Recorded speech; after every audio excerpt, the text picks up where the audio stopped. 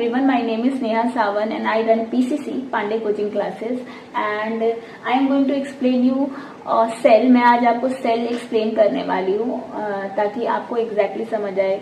अगर कोई डाउट है तो आपका क्लियर हो जाए. Okay, so cell is a basic structure unit of life. आपको ये चीज तो पढ़ाई गई होगी. तो what do you mean by that?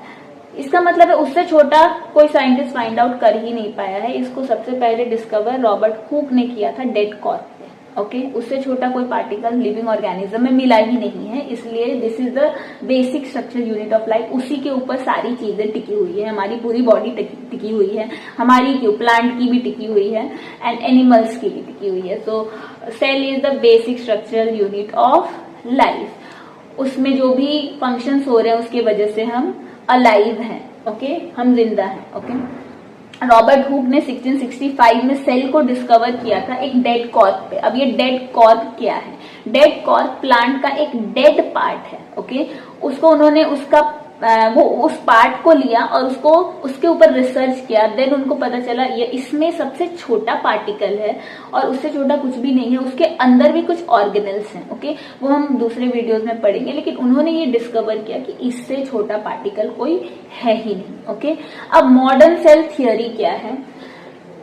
The cell is the basic structure unit of life. Actually modern cell theory properties of cells है. Okay, जो साइंटिस्ट ने पता लगाए कि ओके सेल क्या है. जैसे हमारा और आपका पर्सनालिटी, नेचर, कैरेक्टर होता है, वैसे ही सेल के भी पर्सनालिटी, नेचर और कैरेक्टर को प्रॉपर्टीज कहते हैं. So modern cell theory properties of cell के बारे में क्या कहती है? जैसे कि मैंने आपको बोला cell is the basic structure unit of life. Cell is the basic structure unit of life. मैं लिख देती. Now new cells are developed from old cells. Okay, जैसे कि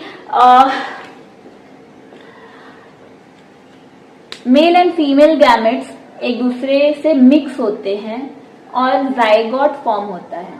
ओके, दैट इज हम सब एक सिंगल सेल जाइगोट से developed है. जाइगोट आगे डेवलप होता है और हमारे सारे इंटरनल ऑर्गन्स एंड आउटर का सारा बॉडी पार्ट बनाता है. ओके, सो जाइगोट पहले तो male and female gametes mix होते हैं, उसके बाद जाइगोट फॉर्म होता है एंड उसके बाद सारे सेल्स उससे भी डिवाइड होते हैं. उसके सेल्स आगे के सेल्स अपने आप को भी डिवाइड करते हैं और ऐसे ही हमारे पूरे ऑर्गन्स जैसे कि मैंने कहा बन जाते हैं. Okay, new cells are formed through cell division.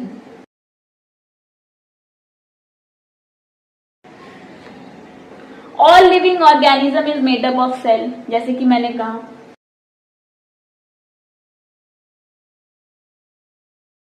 Cell contain hereditary information. जैसे कि हम आगे पढ़ेंगे सेल में ऑर्गेनल्स होते हैं. जैसे हमारे बॉडी के अंदर भी बहुत सारे ऑर्गन्स होते हैं, वैसे सेल के अंदर भी ऑर्गन्स होते हैं जिसको हम ऑर्गेनल्स को कहते हैं ताकि डिफरेंशिएट कर सके टर्म्स को. Okay, so we should not get confused, right. Cells में भी ऑर्गेनल्स होते हैं. उनमें से एक हेरिडेटरी पार्ट होता है जिसको हम डीएनए कहते हैं. अब हेरिडेटरी नाम से ही पता चलता है कि जनरेशन टू जनरेशन वो चीज पास होती है. जैसे हमारा पर्सनालिटी, कैरेक्टर, लुक्स हमारे मम्मी पापा, पेरेंट्स या फिर ग्रैंड पेरेंट्स से पास होता है. That is called hereditary. So DNA is actually present in cell. That is actually a hereditary information which is pass through from generation to generation. Okay,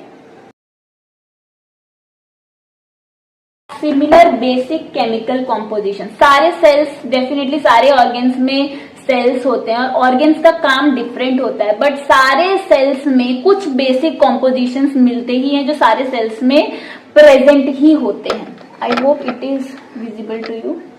so write down all cells have similar basic chemical composition. Last point is energy flow takes place in cells. Okay, हमारी पूरी जो body है, हमारी body चलती क्यों है? क्योंकि हमारे सेल्स काम कर रहे हैं, एनर्जी बना रहे हैं, राइट. आगे हम ऑर्गेनल्स के बारे में डेफिनेटली पढ़ेंगे कि कैसे एक सेल काम करता है. सो एनर्जी जो होती है वो सेल के अंदर ही बनती है. Energy flow actually takes place in cell. That's why we can work. Okay, so these are the points.